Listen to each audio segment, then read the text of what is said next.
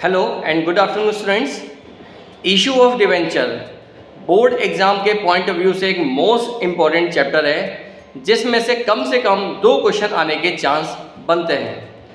तो आज मैं आपको अपनी इस वीडियो में इशू ऑफ डिवेंचर्स के मोस्ट इम्पॉर्टेंट टॉपिक आपको बताऊंगा और इस टॉपिक से रिलेटेड प्रैक्टिस क्वेश्चन मैं इस वीडियो के लास्ट में आपके साथ शेयर भी कर दूंगा। क्वेश्चन को देखने के बाद आप उन क्वेश्चंस को घर पे सॉल्व करिएगा और अगर आपसे वो सॉल्व ना हो, आपको किसी क्वेश्चन का आंसर चाहिए हो, तो आप मुझे कमेंट बॉक्स पर मैसेज कर दिएगा, मैं उसके आंसर भी सेंड कर दूंगा। और साथ में अगर आपको उसका सॉल्यूशन चाहिए तो मैं आपको सॉल्यूशन वीडियो बनाकर भी यूट्यूब पर अपलोड कर दूंगा। राइट, तो सबसे पहले हम बात करते हैं कि डिवेंचर्स, इशू और डिवेंचर्स के ऐसे कौन से चैप्टर्स हैं, कौन से ऐसे टॉपिक्स हैं जो बोर्ड के पॉइंट ऑफ व्यू से मोस्ट इंपॉर्टेंट टॉपिक्स बनते हैं। तो सबसे पहले हम बात करते हैं, एक टॉपिक है जिसका नेम है कंसीडरेशन अदर देन कैश। तो आप अपने पास नोट कर लीजिए, कंसीडरेशन अदर देन कैश का टॉपिक 100% आपको बोर्ड एग्जाम में 3 मार्क्स में आने के चांस बनेंगे।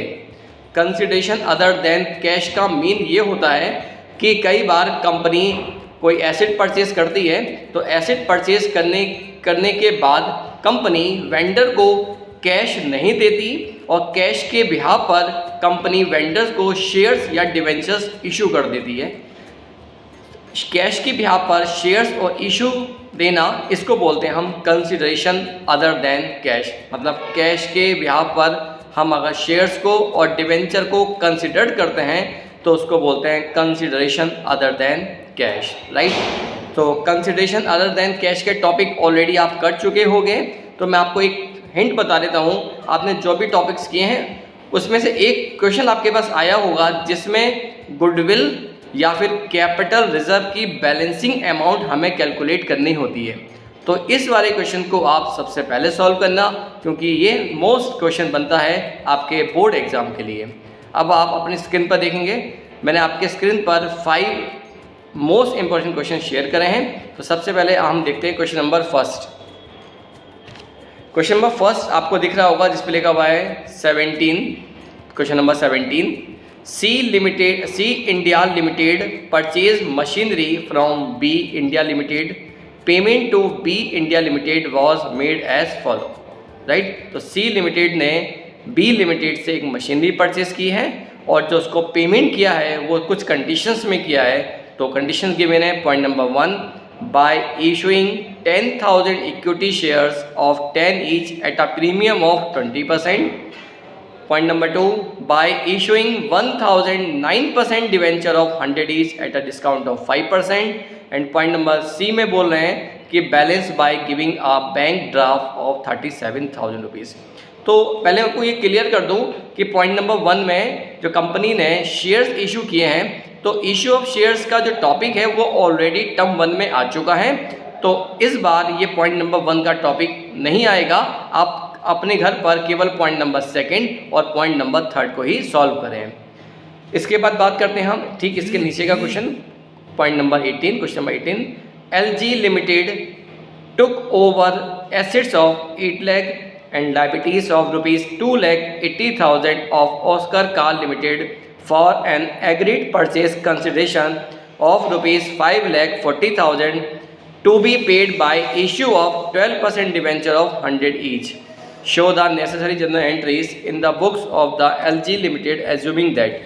तो कुछ पॉइंट गिवन है, such debenture are issued at par, such debentures are issued at 20% premium and such debenture are issued at 10% discount. Right, तो ये दोनों मोस्ट इंपॉर्टेंट क्वेश्चन है जो आपको बोर्ड में मिल सकते हैं। अगर ये क्वेश्चन नहीं आए तो आप अपनी अब नेक्स्ट स्क्रीन पर देखिए। मैंने आपके लिए 4 क्वेश्चन और शेयर किए हैं। ये शॉर्ट क्वेश्चन है, इसमें जो मोस्ट इंपॉर्टेंट क्वेश्चन में अगर आप अपने पास लिखना चाहे तो आप क्वेश्चन नंबर 15 और क्वेश्चन नंबर 16 को बच्चों बिना छोड़े अगर आपने से छोड़ दिया तो समझो आपका एक क्वेश्चन बोर्ड एग्जाम में मिस हो सकता है। तो क्वेश्चन नंबर 15 और क्वेश्चन नंबर 16 की प्रैक्टिस आप ज़रूर करके जाए। अमाउंट चेंज हो सकती है, वैल्यू चेंज हो सकती है, नेम चेंज हो सकते हैं, लेकिन टॉपिक्स करने का मेथड बिल्कुल सेम ऐसा ही रहने वाला है। Design solution limited purchase computer and related equipment of 3,52,000 from Messrs technology mart. इस क्वेश्चन को आप बच्चों घर पर ज़रूर करना। ठीक इसी के नीचे क्वेश्चन नंबर 16 दे रखा है। तो ये आपको 6 क्वेश्चन मैंने आपके साथ शेयर किए हैं। ये टॉपिक है कंसिडरेशन अदर देन कैश, और ये बोर्ड के पॉइंट ऑफ व्यू से आप ये मान के चलिए कि आपको मिलेगा ही मिलेगा। अब बात करते हैं कि कंसिडरेशन अदर देन कैश का जो टॉपिक है, हो सकता है कि इसके चॉइस में आपको एक दूसरा टॉपिक मिल जाए जिसका नेम है कोलेटरल सिक्योरिटीज़। तो कोलेटरल सिक्योरिटीज से रिलेटेड क्वेश्चन भी मैं अभी आपके स्क्रीन पर शो कर रहा हूँ, और अगर एग्ज़ाम में कोलेटरल सिक्योरिटी का क्वेश्चन आ जाए तो ये तो बहुत अच्छी बात है, क्योंकि इसको सॉल्व करना बहुत ही ईजी होता है। तो मैं आपको पहले कोलेटरल सिक्योरिटीज़ के बारे में थोड़ा सा इंट्रोडक्शन दे देता हूँ। जब भी कंपनी कोई मशीनरी या कोई बिल्डिंग या फिर बैंक से लोन लेती है, तो बैंक से लोन लेने पर वो बैंक को अपने डिवेंचर इशू कर देती है।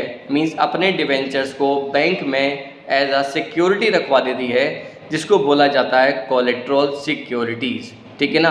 अब हम बात करते हैं कि कोलेटरल सिक्योरिटीज़ 2 टाइप्स की होती है, primary security and secondary security.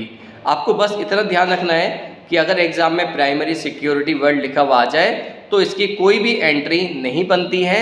लेकिन अगर एग्ज़ाम में पूछा गया है कि हमने बैंक से लोन लिया और बैंक से लोन लेने के बाद हमने बैंक में सेकेंडरी सिक्योरिटी रखवाई है, तो सेकेंडरी सिक्योरिटी की आपको एंट्री बनानी पड़ेगी। मैं आपको 2 एंट्रीज बता देता हूँ, बस इसमें और कुछ नहीं बनेगा। इसमें सिंपल सा क्वेश्चन होगा कि हमने बैंक से लोन लिया, तो बैंक से लोन लेने की एंट्री होती है bank account debit to bank loan.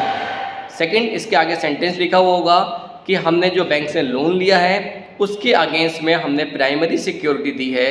तो अगर प्राइमरी सिक्योरिटी आ जाए तो बस आप फर्स्ट एंट्री बनाइएगा, सेकंड एंट्री नहीं बनेगी, क्योंकि प्राइमरी सिक्योरिटी के अगेंस्ट में हमें कोई भी एंट्री नहीं बनानी होती।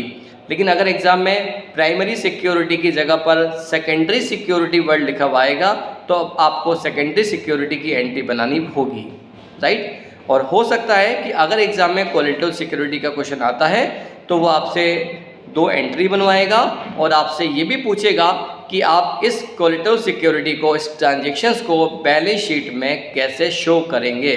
तो आप इस टॉपिक को बच्चों इग्नोर मत करना, और ये मुझे लगता है कि आप केवल 10 मिनट्स में इस टॉपिक को सीख जाएंगे। अगर आपको इस टॉपिक की नॉलेज नहीं है और आप चाहते हैं कि ये मैं टॉपिक बोर्ड पर एक्सप्लेन कर दूं, तो आप मुझे कमेंट बॉक्स में बताइएगा।